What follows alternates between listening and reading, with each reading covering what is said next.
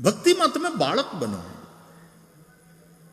કર્મમાં યુવાન બનો, જ્ઞાનમાં વૃદ્ધ બનો. બાળકમાં વિશ્વાસ હોય છે. ભક્તિ વિશ્વાસ વિના થાય નહીં. નનકડું બાળક હોય એને દાદા કે દાદી કથા સંભળાવે કે એની મમ્મી સ્ટોરીઝ કહે તો એટલું ધ્યાનથી સાંભળતું એને એમાં ડૂબી જાય અને કલ્પનાના જગતમાં વિહાર કરવા માંડે. ઉડતી પરીની વાત સાંભળે અને કલ્પના કરે કે પરીને પાંખો હોય, એ ઉડતી હોય. એ પણ પછી ઘરમાં પરી આવે ત્યારે ખબર હોય પડે, ક્યારેક ઓલી તે બધું લઈ અને ઉડી જાય. એવી પરી હોય તો બધું વાળી ચોળી સાફ કરીને એક દી નીકળી જાય, ઉડી ગઈ.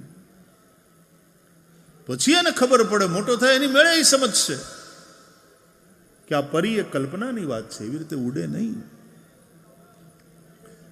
પણ એ બાળકનું મન જ્યારે સાંભળતું હોય છે દાદા દાદી પાસે, પોતાની મમ્મી પાસે સ્ટોરીઝ સાંભળે. અને છોકરાઓને ઘણાને આદત હોય સૂતા પહેલા સ્ટોરી સાંભળવાની અને સંભળાવવી. આપણા છોકરાઓ વિડીયો ગેમ્સ રમે એના કરતાં વાર્તાઓ સાંભળશે ને એનાથી એનું કલ્પનાનું વિશ્વ વધારે સ્વસ્થ અને સારી રીતે વિકાસ પામશે.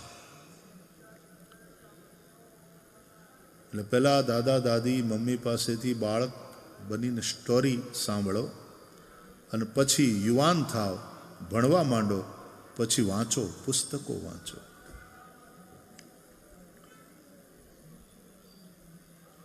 એનાથી માર્ગદર્શન પ્રાપ્ત કરો. સારા પુસ્તકો એ સૌથી શ્રેષ્ઠ મિત્રો છે. वो कभी धोखा नहीं देता ये मित्र. અને બીજા મિત્રોને તો કદાચ ટાઈમ હોય કે ન હોય, પણ પુસ્તકો એવા મિત્ર છે કે એને ટાઈમ જ છે તમારા માટે. જ્યારે તમારી પાસે ટાઈમ હોય એટલે પુસ્તક તૈયાર, તરત ખોળામાં લઈને બેસો, વાંચો.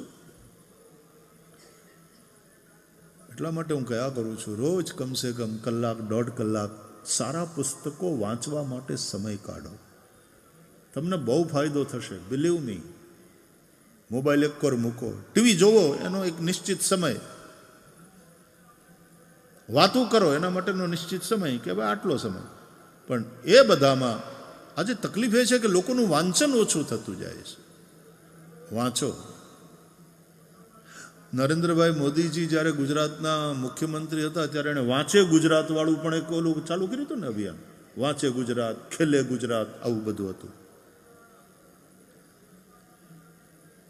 સરકારના પણ મુખિયાઓ આવી રીતના પ્રયોગો દ્વારા સતત પ્રજાને જાગૃત, એની બુદ્ધિ ખીલેલી રહે. ખેલે ગુજરાત, એનું શારીરિક સ્વાસ્થ્ય અને ઇન્ટરનેશનલ યોગા ડે અને રેગ્યુલર યોગ પ્રેક્ટિસ દ્વારા શરીર અને મન એ બંને સ્વસ્થ રહે, મજબૂત રહે.